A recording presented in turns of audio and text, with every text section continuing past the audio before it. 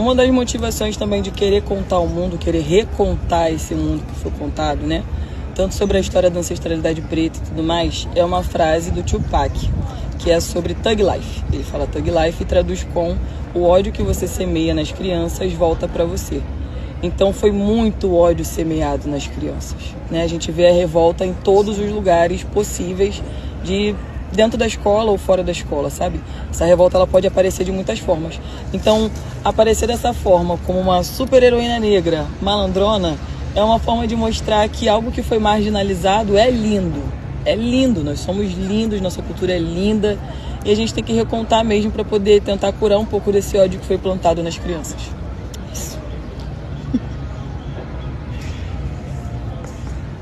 Meu nome é Gabi Santos, sou uma contadora de histórias e a minha persona, ela atravessa histórias que também me compõem.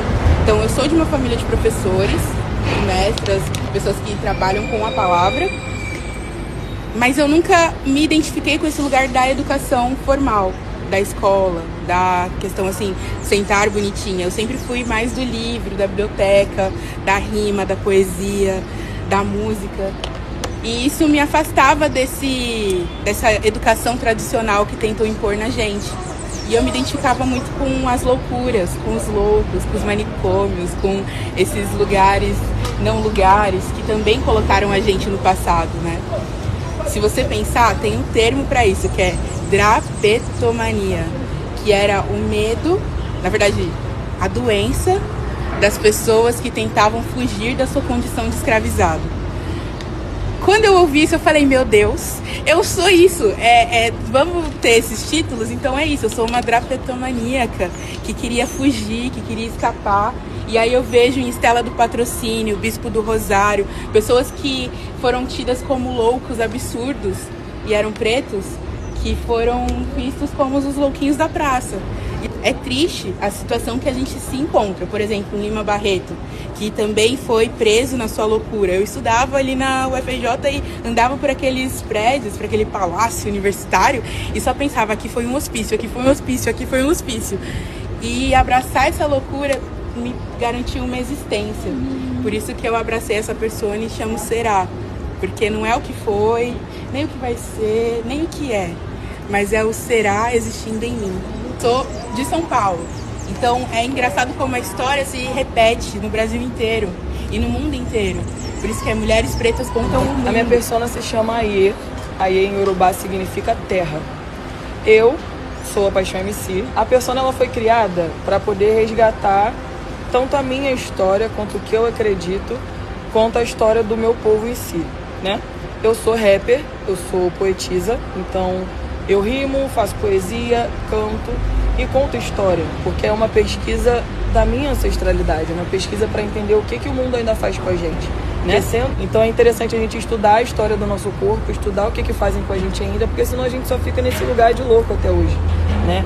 Com toda uma genialidade para poder botar para fora, que ainda é invisibilizada, que ainda é marginalizada. E pensando, né, em resgatar esse respeito, pensando em construir algo que falasse tudo isso que eu penso, toda essa construção de artista, nasceu a Aie, né? Eu sou muito devota de Ansan e de Obalu Aie, então eu trago um movimento com a dança, com essa coisa, né, pensando nessa filosofia de movimentar a voz, né, também, tipo, tentar botar pra fora sabe, que o grito seja o trovão riscando o céu, sabe? E a questão do pé no chão sempre, porque é o chão que conecta a gente com os ancestrais.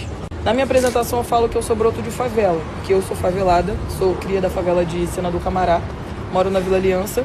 São favelas ali bem do lado, tipo, a gente passa tudo andando, então eu chamo de Complexo da Coreia. É através do encantamento que o nosso trabalho funciona. O trabalho com as crianças que estão lá naquela nutrição, possibilitar outras formas de existência. Quando eu falo, olha, eu existo e todos nós podemos existir. Quando a Sinária fala sobre essa inspiração griot, não é exclusivo de um corpo preto. É de qualquer corpo que esteja constituindo e compondo essa história de Brasil-nação. Porque o que é o Brasil se não um grande projeto? Não existe Brasil. Aqui foi uma cidade inventada. E a gente está em invenção desses Brasis todos os dias. E eu escolho inventar um Brasil que eu possa viver. E que mais de mim possam viver. que todos nós possam viver. E aí, cada vez mais é agregar, porque não é um grupo de contação de histórias, a gente é uma coletiva. E é uma coletiva que todo mundo que se sentir parte, pertencente, é também para compor. A gente precisa garantir uma lei. Existe uma lei hoje em dia em vigência, que é a 10.639, que fala sobre resgatar tradições afro-brasileiras e indígenas nas escolas. E elas não são valorizadas, nossas crianças não estão acessando. E aí a gente precisa falar sobre garantia de direitos, garantia de identidade. Essa lei garante identidades, para que as crianças possam saber e escolher quem elas querem ser. Mais do que a gente pôde. Seria mais fácil se tivesse caminhos facilitados, né? Educadores pensantes nisso.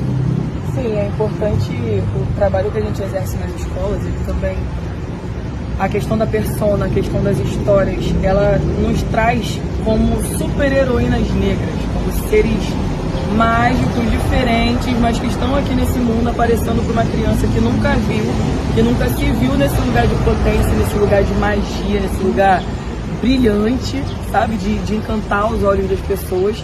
Ela pode se ver de uma outra forma. A malandra, ela é a super-heroína da favela, né?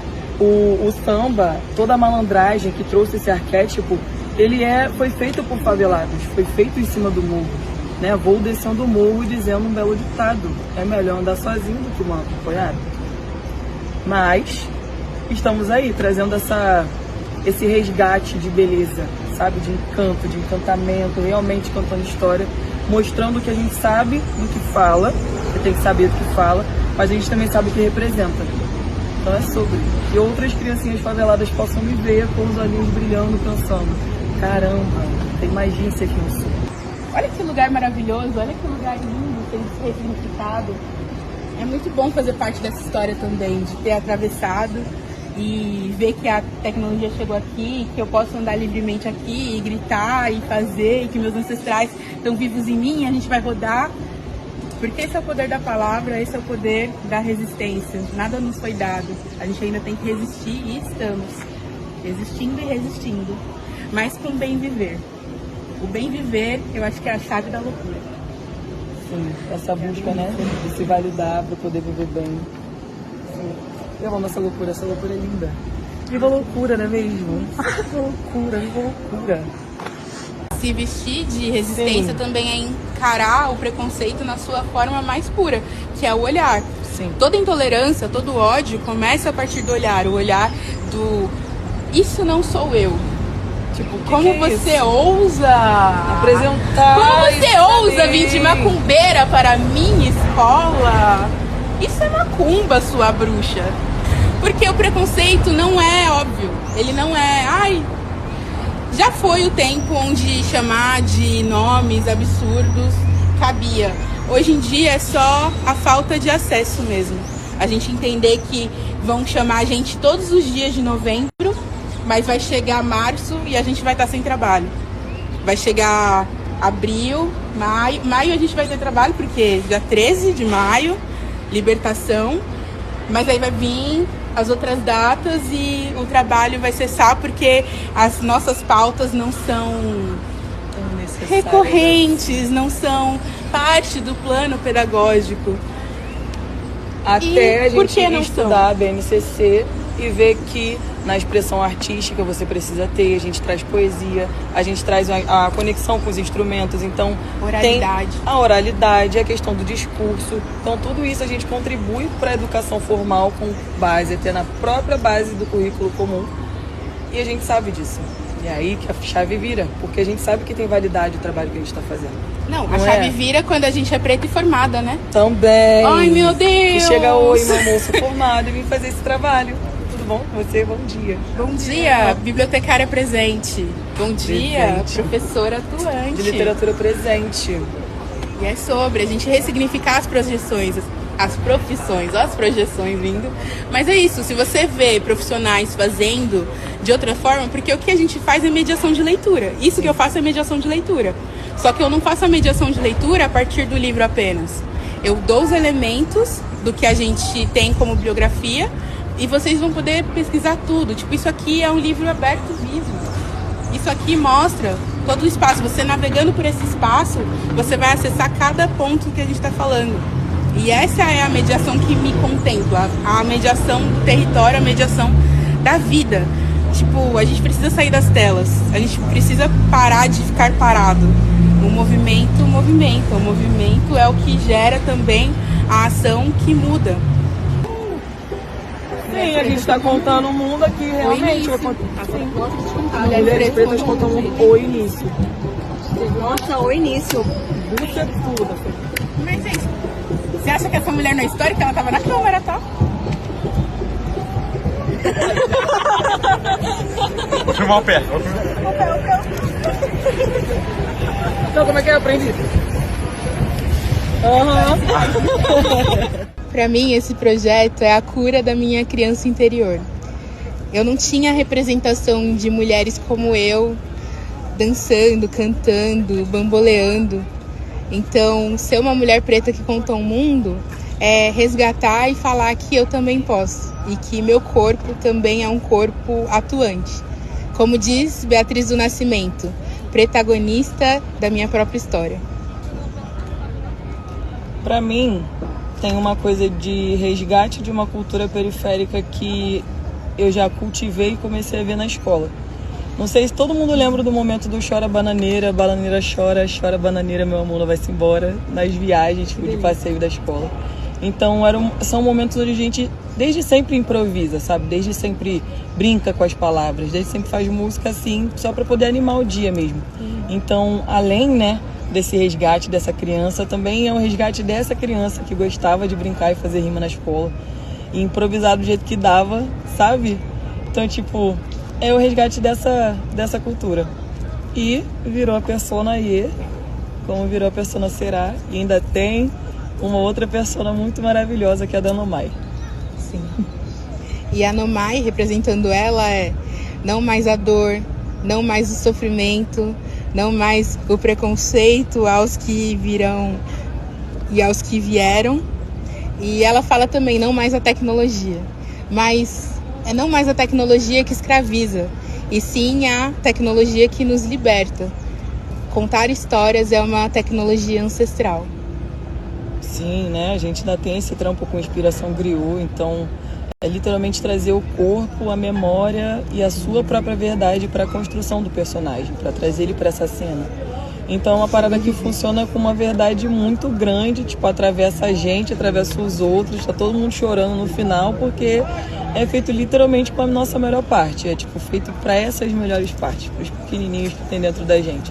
Também a gente usa, né, a nossa voz para fazer protesto, obviamente, porque não tem só a parte lúdica, né? Isso aqui também é um movimento de protesto. Estar com o corpo dessa forma é protesto, né? Porque nós, como mulheres pretas, só de andar na rua a gente já tem essa questão do olhar, tanto do sexualizar quanto do animalizar. E a gente chegar com esse protagonismo de narrativa, a gente que escolhe as histórias, a gente que analisa elas e vê como que a gente vai contar a partir da nossa ótica pessoal de personagem construído. Então, é muito lindo, é um trabalho lindo. Aí o nada, vou falar lá, ó. Fora que o nome, né? Dizer que somos mulheres pretas que contam o mundo remete às nossas ancestralidades, mas também ao ventre preto que deu origem a tudo do mundo, a mãe natureza, ao ventre que é a própria terra. Então, ser uma mulher preta é um ato político, e por isso que eu trago isso tão forte, desenhado na pele. Preto é um ato político. Se eu for falar da minha religiosidade, mais do que religião, mais do que partido, é ser preta. E contar histórias pretas é também, né, propagar para a memória, é uma forma de manter essa memória viva. A memória do que a gente passa, a memória do que a gente já passou e a memória da beleza da nossa cultura.